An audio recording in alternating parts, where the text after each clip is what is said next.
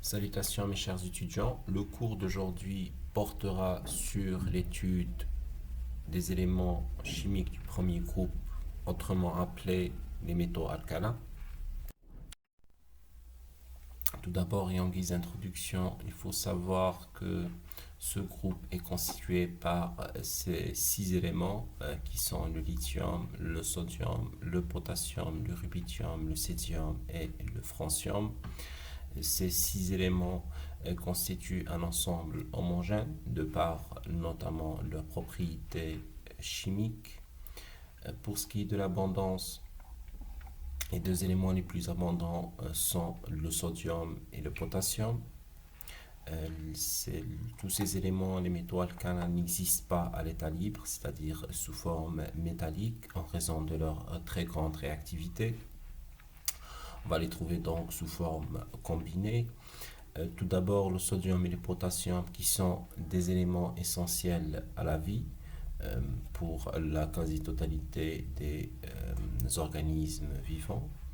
On va les trouver principalement sous forme d'halogénures, mais également sous forme de nitrate ou de carbonate. Donc ça va être des sels sous forme de sels alcalins, dissous ou sous forme cristalline.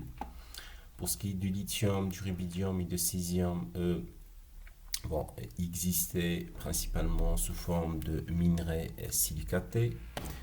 Et enfin, le francium, il faut savoir que c'est un élément radioactif avec un temps de demi-vie d'une vingtaine de minutes.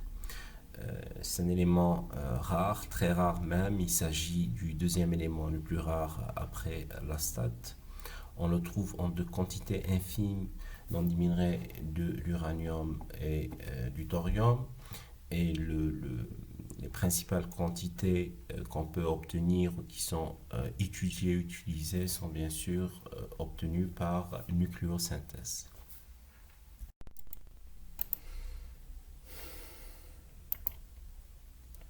On passe maintenant à l'étude. On commence tout d'abord par les propriétés électroniques. Il faut savoir que les métaux alcalins possèdent un seul électron de valence de type S. Cet électron de valence donc peut être facilement cédé pour former un cation de type M+. Les énergies d'ionisation vont diminuer dans le groupe. Donc ça veut dire que les électrons de valence seront de plus en plus facilement cédés à mesure qu'on va descendre dans le groupe. Ceci se traduit par une augmentation des propriétés réductrices de ces métaux à mesure qu'on descend dans le groupe, mais également et d'une manière générale une augmentation de leur réactivité chimique. Les énergies de deuxième ionisation, quant à elles, seront très élevées et ce en raison de la stabilité du cation 1+ formé suite à l'ionisation. On passe maintenant aux propriétés physiques. Dans les conditions normales de température et de pression, les métaux alcalins se présentent sous forme de solides mous. Cette particularité sera de plus en plus prononcée à mesure qu'on descendra dans le groupe. Et étant des métaux, bien sûr, ils vont avoir toutes les caractéristiques, à savoir l'éclat métallique, la ductilité, la malléabilité, la conductibilité électrique et thermique. Donc par rapport aux densités, la densité va augmenter à mesure qu'on va descendre dans le groupe. Toutefois, il faut savoir qu'on est là par rapport à des métaux, on est face à des éléments qui ont des densités très faibles. Le lithium, le sodium et le potassium ont des densités inférieures à celles de l'eau. Les points de fusion et les points d'ébullition sont également très faibles. Ils vont encore, c'est-à-dire on constate une diminution de cette propriété dans le groupe. Les rayons atomiques et les rayons ioniques donc, vont augmenter également dans le groupe suivant la tendance attendue dans l'étude des propriétés périodiques. Maintenant, il faut aussi constater et avoir en tête qu'on est là face aux éléments les plus volumineux du tableau périodique. Chaque élément, bien sûr, si on considère chaque élément, bien sûr, dans sa période respective, les points de fusion et les points d'ébullition sont très faibles. Maintenant, si on cherche l'explication, c'est à la fois en raison de la présence d'un seul électron de valence, donc qui va être délocalisé pour former la liaison métallique, mais également le rayon euh, relativement donc important de ces éléments-là. Et de manière générale, le point de fusion et les points d'ébullition vont augmenter euh, à mesure que les liaisons entre les atomes vont devenir de plus en plus fortes. Et là, donc, on est face à des liaisons métalliques qui sont particulièrement faibles. L'autre propriété est l'émission de flamme. Lorsqu'on porte un sel d'un métal alcalin, et bien sûr, cette propriété ne se limite pas uniquement à ce métaux-là, mais englobe un grand nombre de métaux et donc de leur sel. Lorsqu'on porte un sel métallique à une flamme, donc les atomes vont absorber une certaine quantité d'énergie qui provient de la flamme, bien sûr. L'électron S va passer à un autre niveau énergétique, un niveau énergétique supérieur correspondant à une orbitale P. Et cet état étant donc constitué un état d'instabilité en lui-même pour les atomes. Ces derniers donc vont libérer une énergie sous forme de rayonnement visible pour, c'est-à-dire retrouver leur état initial. Maintenant, cette quantité d'énergie libérée sous forme de rayonnement visible donc, va varier en fonction de la nature de l'atome et sa constitution, bien sûr.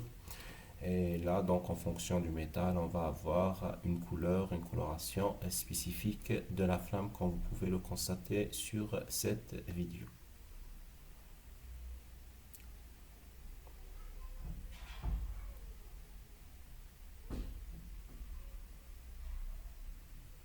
Donc là, vous avez différents types de sels. Et à chaque sel, donc, on a une coloration particulière qui correspond donc au métal.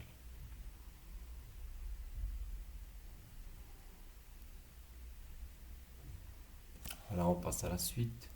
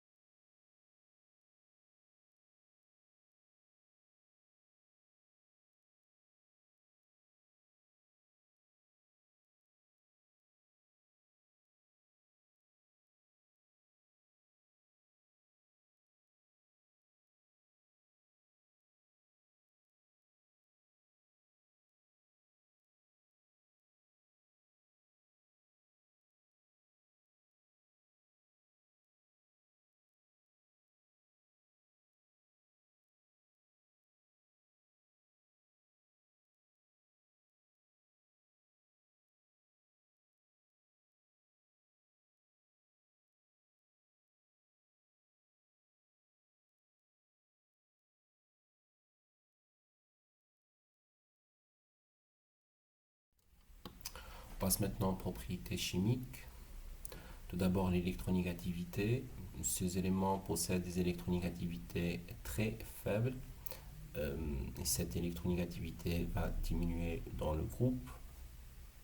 Donc, ils vont réagir dans donc, des éléments métalliques par excellence. Ils vont réagir avec les non-métaux pour former des solides dont leur majorité ou leur quasi-totalité des solides, il s'agit de solides ioniques, donc ils vont avoir les propriétés des composés ioniques, à savoir, mais notamment la solubilité dans l'eau. Par rapport à leur pouvoir réducteur, là, on est face à des métaux, donc des éléments essentiellement réducteurs, Les métaux alcalins sont même très réducteurs, avec des potentiels standards de l'ordre de moins 3 volts. Euh, donc ces métaux vont céder facilement leurs électrons de valence et les réactions avec les substances notamment oxydantes, à l'image de l'oxygène, le soufre et les halogènes surtout, donc vont être très exothermiques et souvent violentes.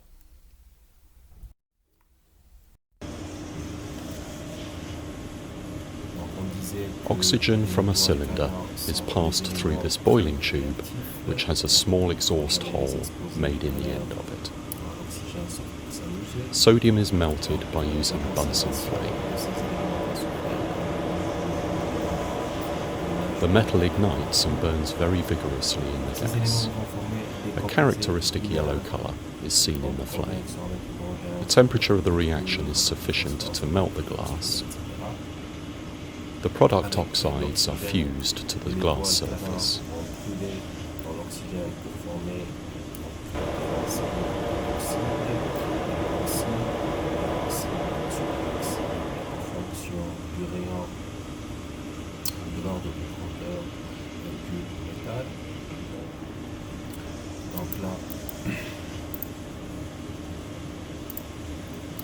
Sodium is able to produce a number of oxides, which include sodium peroxide as well as sodium oxide itself.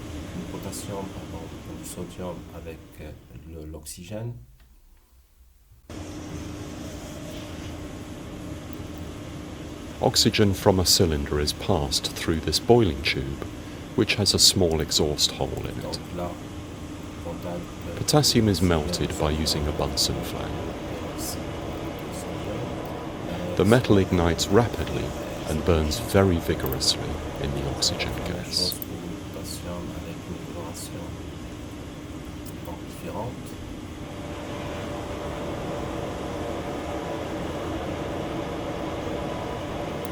A characteristic lilac colour is seen in the flame, although this is eventually masked by a sodium colour from the glass.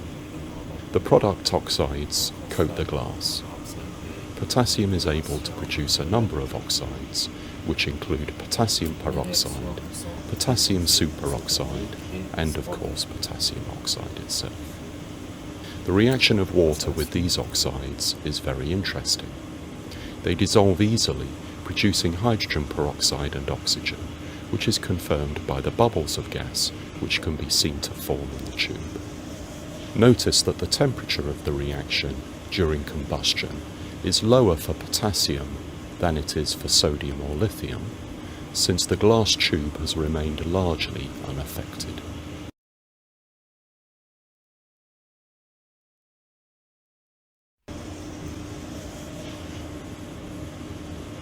Oxygen from a cylinder is passed through this boiling tube, which has a small exhaust hole made in the end of it.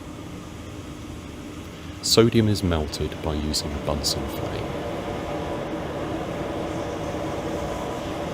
The metal ignites and burns very vigorously in the gas. A characteristic yellow colour is seen in the flame.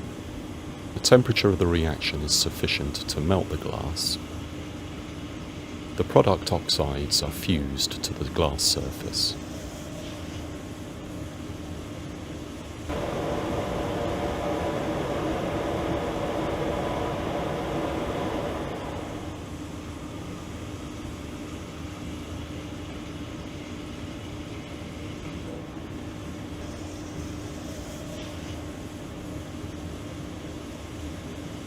Sodium is able to produce a number of oxides, which include sodium peroxide as well as sodium oxide itself.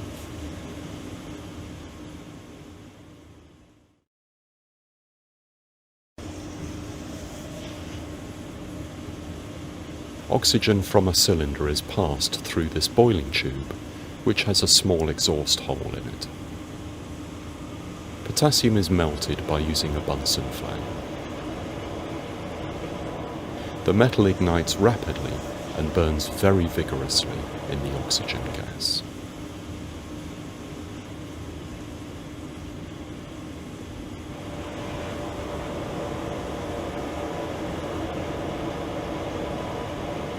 A characteristic lilac colour is seen in the flame, although this is eventually masked by a sodium colour from the glass. The product oxides coat the glass. Potassium is able to produce a number of oxides, which include potassium peroxide, potassium superoxide, and of course potassium oxide itself. The reaction of water with these oxides is very interesting. They dissolve easily, producing hydrogen peroxide and oxygen, which is confirmed by the bubbles of gas which can be seen to form in the tube. Notice that the temperature of the reaction during combustion is lower for potassium than it is for sodium or lithium, since the glass tube has remained largely unaffected.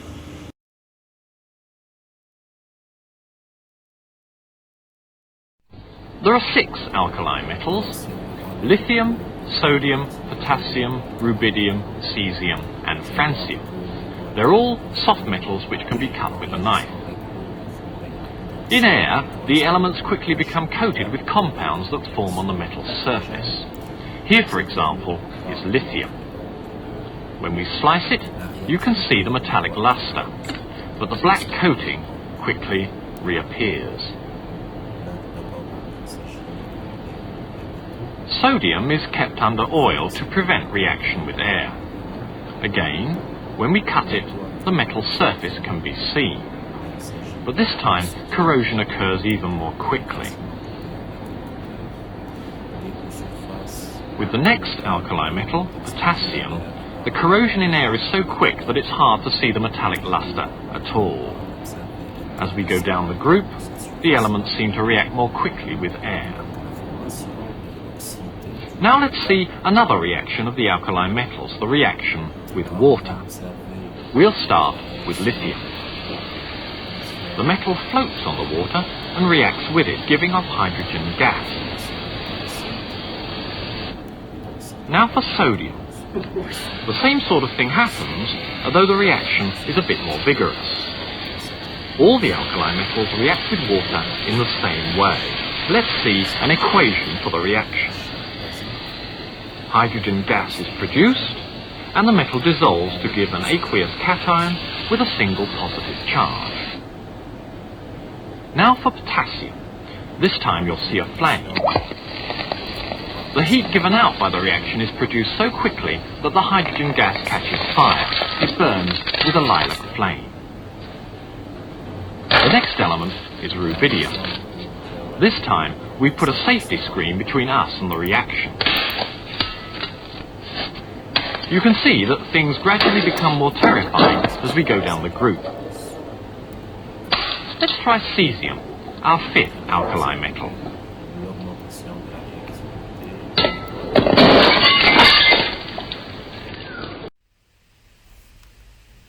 Passons maintenant aux relations diagonales et propriétés particulières du lithium. Il faut savoir, et à chaque fois qu'on va étudier un groupe périodique, on va vite constater que le premier élément de chaque groupe va posséder des propriétés qui varient plus ou moins grandement des propriétés des autres éléments du même groupe. Ceci s'explique en partie par ce qu'on appelle les relations diagonales. Il s'agit tout simplement d'une relation qui existe entre 2 éléments chimiques, l'un de la deuxième période, le premier donc de la deuxième période d'un groupe, et le deuxième donc ça va être l'élément de la troisième période du groupe voisin. La relation peut être observée entre le lithium et le magnésium, entre le beryllium et l'aluminium, entre le bore et le silicium, etc. Maintenant, cette relation va s'expliquer par le simple fait donc de la périodicité des propriétés des éléments chimiques.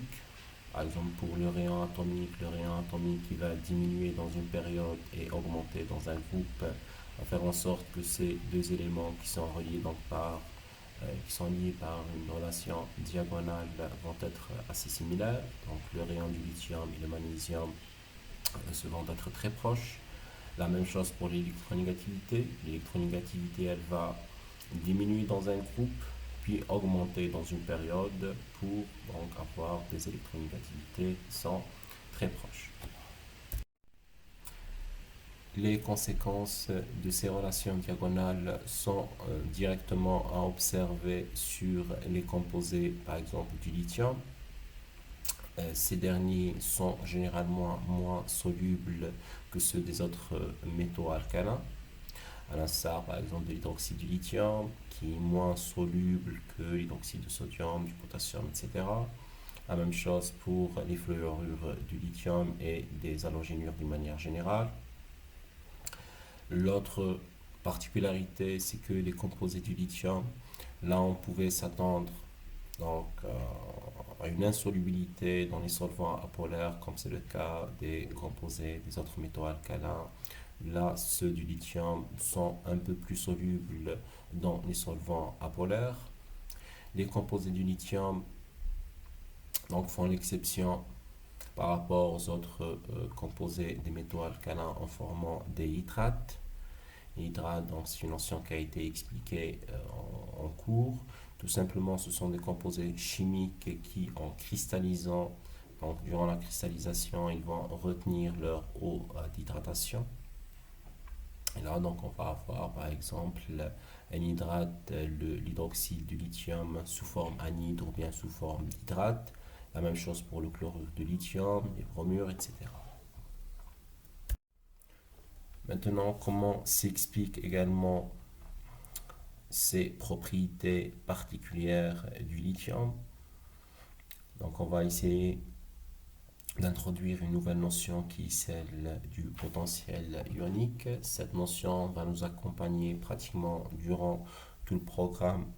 Alors, il est plus que recommandé de bien maîtriser cette partie. Donc, le potentiel ionique, tout d'abord, c'est un simple rapport entre la charge d'un ion et son rayon ionique. Là, sur ce tableau, vous avez donc les différents métaux alcalins, leur charge, donc ces ions, donc les cations alcalins, les métaux alcalins, donc possèdent une charge positive. Le rayon ionique qui va augmenter dans le groupe. Et là, donc, le potentiel ionique respectif de chaque élément, donc, qui correspond du rapport donc, de la charge sur le rayon. Le potentiel ionique exprime donc la répartition de la charge sur une surface, la charge étant représentée donc, par Z+, et donc la surface qui est représentée par le rayon ionique. Plus on va descendre dans le groupe, plus le potentiel ionique va diminuer, et d'une manière générale, le potentiel ionique augmente avec l'augmentation de la charge et diminue avec l'augmentation du rayon. Là, on peut observer sur ce schéma donc une liaison entre deux atomes. Le premier, il s'agit donc d'un cation, le deuxième d'un anion. Là, on va parler des notions de polarisation. Tout d'abord, le pouvoir polarisant, qui est défini par l'aptitude d'un ion à distordre ou bien à déformer le nuage électronique d'un ion voisin de charge opposée. Un cation est considéré comme polarisant lorsqu'il a un potentiel ionique très élevé.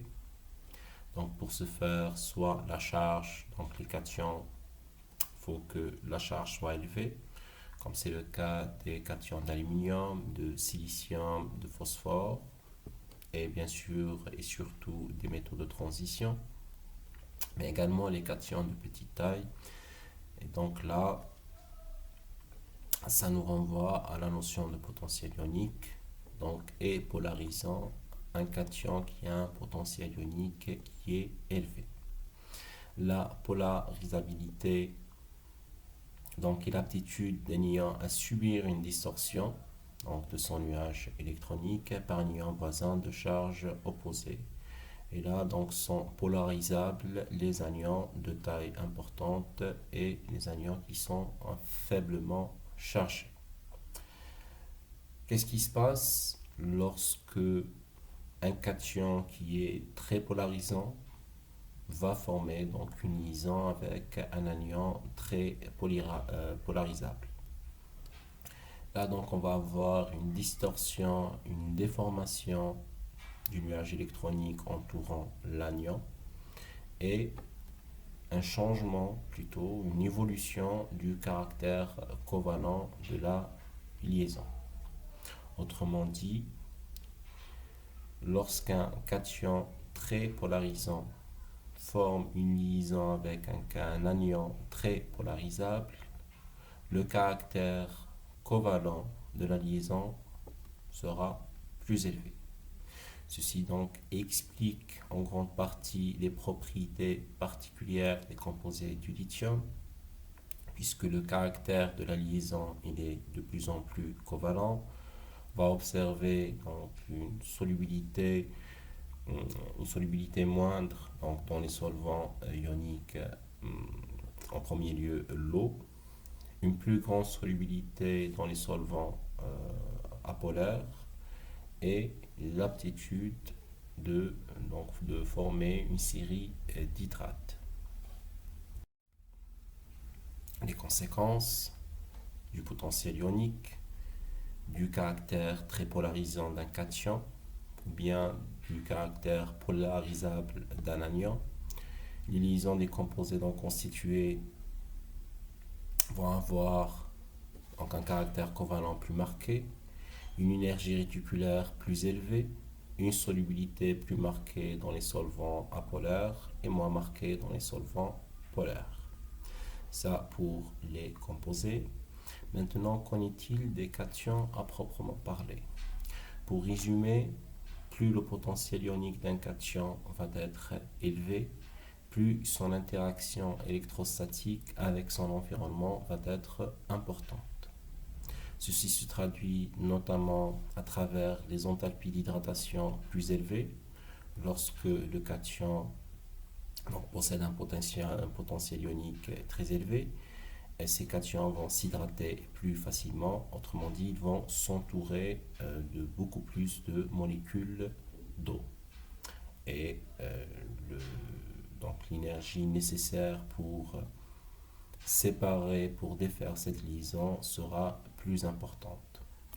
D'un point de vue biologique, le potentiel ionique d'un cation va en quelque sorte conditionner le comportement de ces métaux au sein de notre organisme. Donc les cations qui vont posséder des potentiels ioniques les plus élevés donc, vont se lier plus facilement au groupe nucléophile des biomolécules, à savoir donc les fonctions acides, les fonctions amines, les fonctions thiols et les fonctions alcool aussi, et vont pouvoir former des complexes plus ou moins stables en fonction des cas, en fonction des métaux, avec ces biomolécules. Les cations, comme c'est le cas des métaux alcalins, et comme on va le voir par la suite, donc le sodium et le potassium sous forme de cations ont des potentiels ioniques faibles, donc une charge unique et des rayons élevés. Ça explique pourquoi ces cations ne forment jamais de complexe avec les biomolécules et donc se comportent de manière très libre dans notre organisme. Passons maintenant à la deuxième partie de ce cours, à savoir la préparation des métaux alcalins. Comment ces métaux sont préparés? Donc ces métaux étant très réducteurs, il est plus simple donc, de procéder à une électrolyse d'un sel fondu du métal en question pour l'obtenir. Par exemple, la préparation du lithium, elle se fait à partir d'un mélange de chlorure de lithium et de chlorure de potassium. Donc, ils vont être fondus à 450 degrés. Pour le sodium, donc on peut utiliser un mélange de chlorure de sodium avec un chlorure de calcium. Donc, ils vont fondre à 580 degrés. Pourquoi utiliser un mélange? Et pour faire simple, donc c'est pour diminuer la température de fusion. Le chlorure de sodium, par exemple, va fondre à 800 degrés. Lorsqu'il est mélangé avec du chlorure de calcium, le mélange va fondre à 580 degrés. Cette différence de température donc, constitue un gain, en quelque sorte, d'énergie, une économie d'énergie. À proprement parler, l'électrolyse du sel va produire une réaction de réduction du cation qui va migrer vers la cathode et donc une oxydation du non-métal, ici le chlorure, donc il va migrer vers l'anode et donc sera libéré sous forme de gaz.